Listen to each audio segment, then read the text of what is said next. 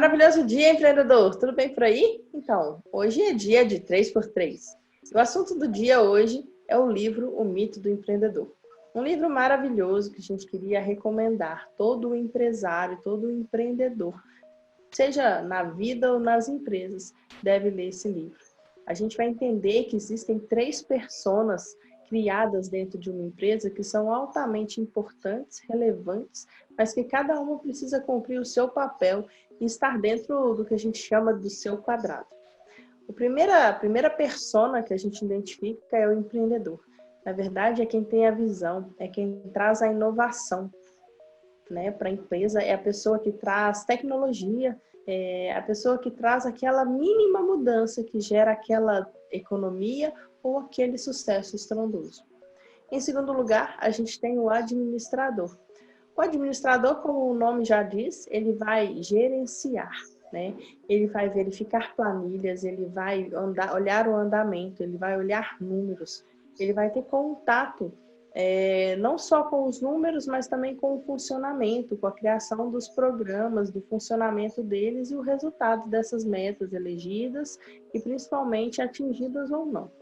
Em terceiro lugar, a gente tem o técnico. Quem é o técnico? O técnico é aquele que detém o conhecimento, é aquele cara que põe a mão na massa. E quando a gente entende que essas 3 pessoas são muito relevantes dentro da empresa e precisam das 3 para que a empresa progrida, né? Quem é a empresa se ela não tiver o conhecimento, o técnico, a área de abordagem? Quem é a empresa se não tiver alguém que gerencie esses números, que administre toda essa complexidade, né? São tantas áreas, tantas pessoas, às vezes ferramentas, às vezes máquinas, produção, dia, noite, horário, lei. Então, é uma demanda realmente extensiva. Mas quem é esses 2? Se não existe o empreendedorismo, né? O empreendedor, aquele que vai olhar para o negócio e vai falar de estratégia, aquele que vai olhar para o negócio e vai falar de inovação, vai falar principalmente, né, de quais áreas a gente vai mexer e que vai gerar um resultado absurdo. Eu costumo falar que é o famoso 80-20, né? Existem 20% das ações que vão gerar 80% do resultado. E o empreendedor é que visualiza isso, ele é como se fosse uma águia, né, Carol? Ele está por cima visualizando as coisas. E aí, eu queria passar um pouco a bola para a Carol para falar um pouquinho desse assunto. O que ela vê, né, dessas 3 pessoas, onde ela acha que é crucial que o eu empreendedor, a pessoa que trabalha sozinho, aquela pessoa que tem uma pequena equipe, ela entenda que ela precisa focar. E como você vê isso, Carol? Como é que isso funciona para você? E fala um pouquinho se você gostou do livro. Então, muito bom dia, empreendedores. Aline, essa questão do técnico, ela é muito importante porque, na verdade, muitas vezes é o que faz o empreendedor decidir empreender, né? É o que faz a pessoa querer viver daquilo, geralmente é pela paixão e é pela parte prática, né? Pela parte operacional. A gente vê muitas pessoas hoje, por exemplo, as confeiteiras, que amam cozinhar, amam produzir um doce e elas começam a empreender por essa paixão. Sem pensar que no empreendedorismo elas vão ter outras áreas para pensar, que é a parte estratégica, que é a parte administrativa. E também com serviços, né? Quem abre uma empresa hoje para prestar algum serviço, geralmente é apaixonado por aquele serviço. Com certeza, quando você decidiu abrir a Chante, algum serviço já tocava seu coração e já te fazia brilhar os olhos, né? E é o que geralmente nos motiva. Mas, no empreendedorismo, a gente não pode deixar de cuidar desse lado empreendedor, que é o papel estratégico. A gente pode delegar o técnico, né, que é o operacional. Aos poucos, a gente vai tendo recursos, que é a equipe, são os parceiros, e essas pessoas podem fazer muito bem a parte técnica. Outras pessoas podem cuidar da parte administrativa, que é a gestão. Mas o empreendedorismo, a parte empreendedora, que é a nossa visão, que é continuar escalando, que é olhar a empresa de cima, essa parte compete a nós. E se a gente delega, se a gente espera de outras pessoas, infelizmente vai ficar manco, né? Porque essa parte é nossa. É nós que estamos conduzindo, a missão é nossa, né? coberta de razão, Carol. Inclusive, eu acho que é lógico que a gente pode somar forças, pedir opinião, mas existe aquela questão, né? É muito importante que a gente coloque na empresa quem é responsável pelo quê.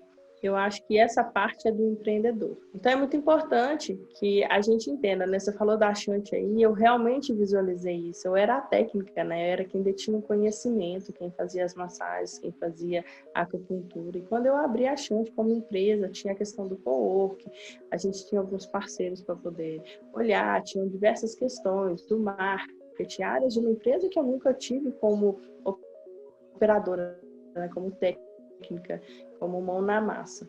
E durante um tempo, eu precisei abrir mão disso, porque estava difícil conjugar isso. E a parte do empreendedorismo, só eu mesmo podia fazer. Normalmente, a gente tem o empreendedor deixa a ideia dentro da cabeça dele, né? Somente. Isso é muito complicado, isso precisa estar no papel, isso precisa estar operacional. Ou seja, a gente tem que falar de empresas autogerenciáveis, né?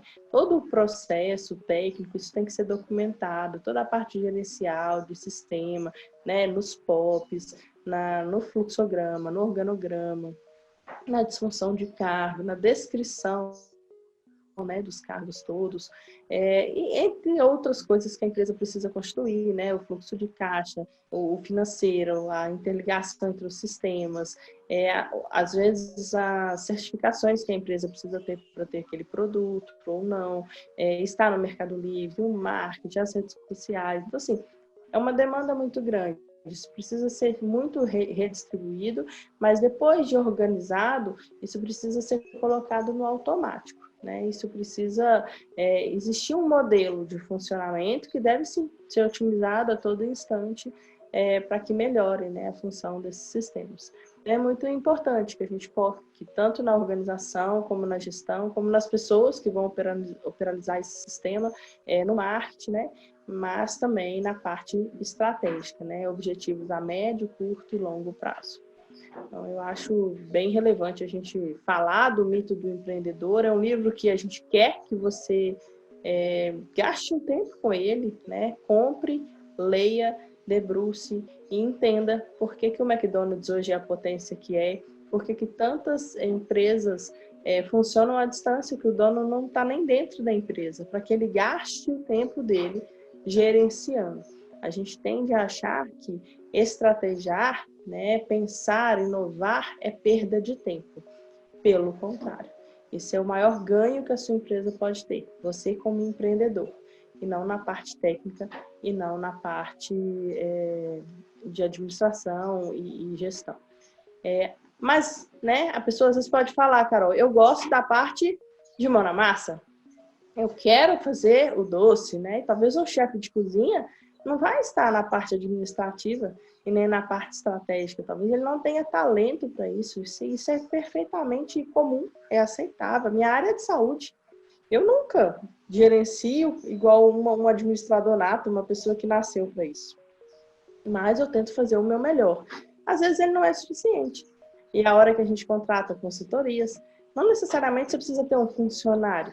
Mas você pode contratar uma consultoria, você pode contratar um coach, você pode contratar uma mentoria que vai te ajudar a tomar as decisões baseadas em fatos, em coisas concretas e principalmente rumando para o futuro, rumando para o resultado que a gente deseja. Você concorda com tudo isso, Carol? Como é que tá aí para você? Concordo plenamente. E a gente percebe isso, inclusive, Aline, nas turmas do treinamento Mentalidade Empreendedora, né? Muitos profissionais que são ótimos tecnicamente e procuram o treinamento justamente para desenvolver essa mentalidade. Para entender onde está o gargalo ali, porque ele não foi acostumado a pensar estratégico. Ele foi acostumado a pensar ali na cozinha, ali dentro da loja. Então, aquilo ali ele tira de letra. E ele sempre foi muito bom. E ele começa a não entender o resultado. Por que paralisou, né? E ele percebe, às vezes, que é esse detalhe, né, de pensar estratégico, olhar por cima. E às vezes é a questão de delegar. Aquela dificuldade de soltar o que ele vinha fazendo sozinho há tanto tempo, né? Verdade. E essa questão, Aline, de delegar... Oi? É o centralizador, né? Que é tudo girando em torno dele, todas as decisões girando dele. O ruim disso é que você fica aprisionado, né, Carol? Você, às vezes, não vai poder tirar uma férias, não pode se distanciar no negócio, não pode tirar um dia de folga, não pode gastar tempo para pensar, para inovar, porque você precisa estar ali. Até as suas contas a pagar é você que precisa fazer. Exatamente. E aí as pessoas não entendem por que depois que eu contratei alguém, um ajudante, um auxiliar, as coisas desandaram.